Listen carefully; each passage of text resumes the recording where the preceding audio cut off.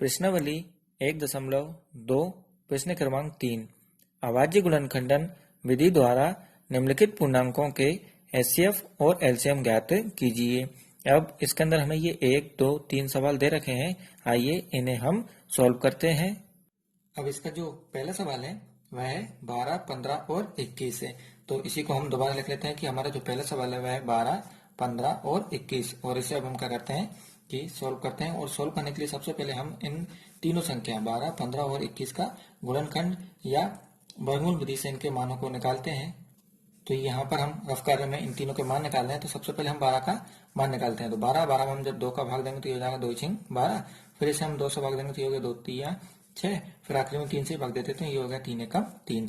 ठीक इसी प्रकार से अगली संख्या हम 15 को ले लेंगे। तो 15 में हम सबसे पहले 3 का भाग दे रहे हैं, तो ये हो जाएगा 3 × 5 = 15। फिर 5 × 5। इसके बाद अगली संख्या 21 को ले लेते हैं। तो 21 में भी हम सबसे पहले 3 से भाग देंगे, तो ये हो जाएगा 3 × 7 = 21। फिर इसके बाद हम 7 से भाग दे देंगे, तो ये हो जाएगा 7 × 7। अब हम इन तीनों के मानों को लिख लेते हैं। तो यहाँ पर हम देखते हैं कि 12, तो 12 के हमें जो मान प्राप्त हुए वो हैं 2, 2 और 3। तो इन्हें हम लिख देंगे कि 2 × 2 × 3। और इन्हें जब हम आपस में गुणा करेंगे तो इसकी भी घात 1 और इसकी भी घात 1, इन दोनों का जब गुणा होगा तो गुणा में घातें जुड़ के हो जाएंगी। 2 की घात 2 गुणा ये 3 की घात 1 के रूप में हमें इसका मान प्राप्त हो जाएगा। इसके बाद हम अगले मान यानी कि 15 को ले लेंगे। तो 15 में हमें जो 2 मान मिल रहे हैं वो केवल 3 और 5 के रूप में प्राप्त हो रहे हैं। तो इन्हें हम लिख देंगे कि 3 × 5 है और इन दोनों की घात केवल 1 1 ही है।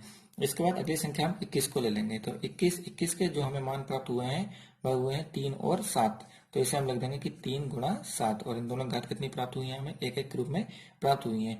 अब इनका जो एचसीएफ है, तो एचसीएफ मतलब हमें इन तीनों संख्याओं में के मानों में से जो संख्या हमें कॉमन मिल रही है। तो यहाँ पर हम देखते हैं यहाँ पर 2 है, यहाँ पर 2 नहीं है, यहाँ पर भी ये 2 नहीं है, लेकिन यहाँ पर भी 3 है, यहाँ पर भी 3 है और यहाँ पर भी ये 3 है। तो यही हमारी जो है तीनों में कॉमन संख्या निकल रही है और यही जो है हम हमारी इन तीनों संख्याओं में एचसीएफ हमारा ये 3 कहलाएगा। अब इसी के बाद हम इन्हीं के लिए एलसीएम निकालते हैं। तो एलसीएम 12, 15, 21।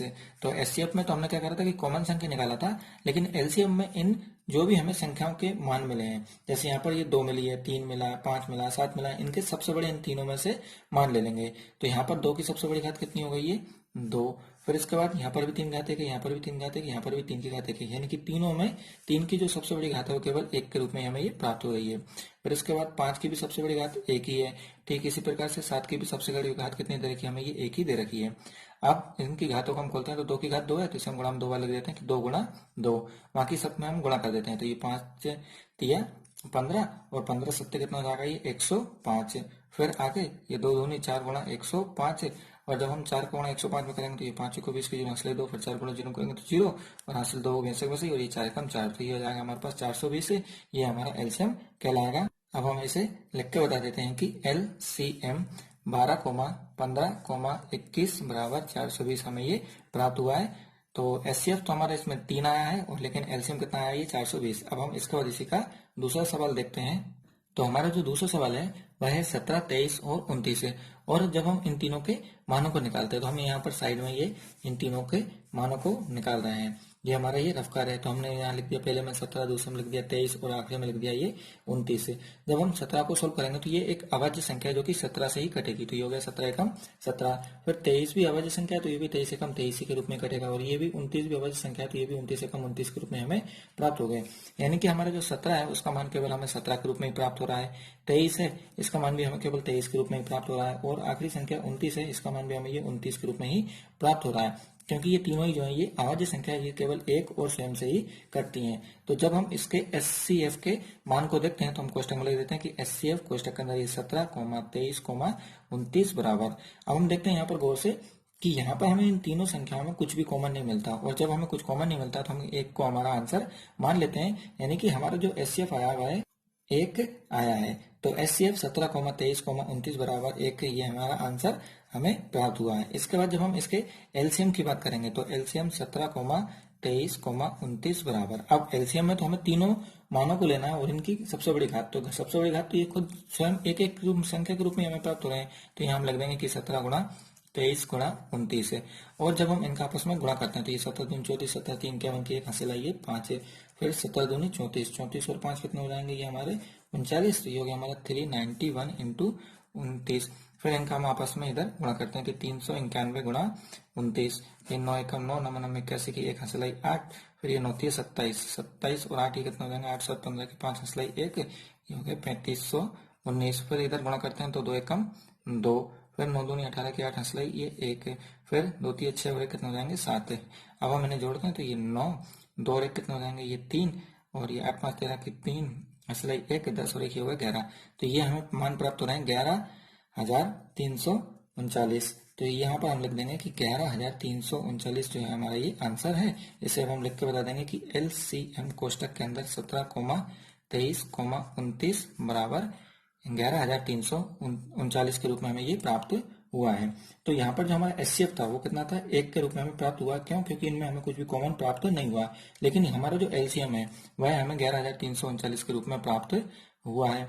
अब इसके बाद हम आगे इसी का तीसरा सवाल देखते हैं जो है 8, 9 और 25। और इन तीनों के जब हम मानों को निकालते हैं तो सबसे पहले हम यहाँ पर 8 को लिख लेते हैं, इसके बाद हम 9 को लिख लेंगे और इसके बाद हम हमारी अगली संख्या 25 को लिख लेते हैं। तो 8 में हम 2 का भाग देंगे तो ये हो जाएगा 2 चौका 8, फिर 2 से भाग देंगे तो ये 2 दूनी 4, फिर 2 से भाग देंगे तो ये 2 एकम 2, फिर 9 को सोल्व करते हैं तो ये 3 तिया 9, ये 3 एकम 3 के रूप में हमें प्राप्त हुआ। फिर 25 को तो ये 5 25, फिर ये 5 एकम 5 के रूप में हमें प्राप्त हुआ। यानी कि हमारे जो 8 है, 8 के जो हमें 3 मान प्राप्त हुए वो हुए हैं 2 गुणा 2, और जब हम इन तीनों का आपस में गुणा करेंगे तो ये गुणा में घातें क्या होती है, जुड़ती हैं, तो ये हो जाएगा 2 की घात 3, 1 2 और 3, यानी 2 की घात 3 के रूप में हमें ये प्राप्त हो जाएगा।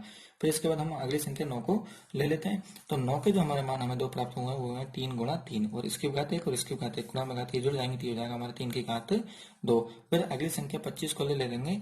तो 25 के हमारे जो मान आए तो वो आए थे 5 गुणा 5, अब इसकी घात 1 और इसकी घात 1, गुणा में घात ये भी जुड़ जाएंगे तो ये भी हो गया हमारे 5 की घात 2। अब इसके बाद हम इसमें HCF को देखते हैं। तो HCF में हम देखते हैं यहाँ पर 2 है, यहाँ पर 3 और यहाँ पर ये 5 है।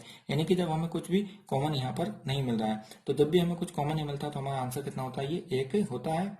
तो हम यहाँ पर लिख के बताते हैं कि HCF कोष्टक के अंदर 8, 9, 25 बराबर 1 हमें प्राप्त हुआ है। क्यों? क्योंकि हमें इन तीनों में से कोई भी संख्या बार बार कॉमन हमें प्राप्त नहीं हुई। यहाँ पर 2 है, यहाँ पर 3 है, यहाँ पर 5 है, तो हमारे मान पूरी तरीके से ये अलग आए हैं, इसलिए यहाँ पर हमें कुछ कॉमन नहीं मिला, तो हमारा आंसर ये 1 के रूप में हम इसे लिख देंगे। और अगली संख्या LCM, तो LCM 8, 9, 25 बराबर, अब LCM में तो हमें इन तीनों संख्याओं में जो भी हमें मान प्राप्त हुए हैं ये 2, 3 और 5 के रूप में, इनकी सबसे बड़ी घातों को लेना। तो ये सबसे बड़ी घात है, सिंपल इधर लिखी हुई है हमारे पास। तो 2 की जो सबसे बड़ी घात आई है वो हमारे पास आई 2 की घात 3, फिर 3 की जो सबसे बड़ी घात आई है वो आई 3 की घात 2, और इसके बाद आखिर में ये 5 की घात 2। अब 2 की घात 3 है तो हम 2 को गुणा में कितनी बार लिख देंगे, 3 बार लिख देंगे। फिर 3 की घात 2 है तो हम 3 को भी गुणा में कितनी बार लिख देंगे, 2 बार लिख देंगे। फिर आगे 5 की घात कितना 2 है तो हम 5 को भी गुणा में कितनी बार लिख देंगे, 2 बार लिख देंगे। और जब हम इनका गुणा करते हैं तो 2 दूनी 4, 4 दूनी 8, 8 तिया 24, तो यहाँ पर आ गया ये 24, इधर 5 25, 25 तिया कितना हो गया ये 75। अब हम क्या करेंगे कि 75 और 24 का आपस में गुणा करते हैं और इनका मान हम निकालते हैं। अब हम 24 और 75 का गुणा यहाँ साइड में रफ कार्य के रूप में सॉल्व कर रहे हैं इसे। तो ये 24 गुणा 75, ये हो जाएगा 5 को 20 की 0 हासिल आइए 2, फिर 5 दूनी 10 और 2 कितना होगा ये 12। अब इसके बाद 7 को गुणा करेंगे 4 में, तो 7 चौका 28 के 8 हासिल आइए 2 के 2, फिर 7 दूनी 14 और 2 कितने हो जाएंगे ये 16।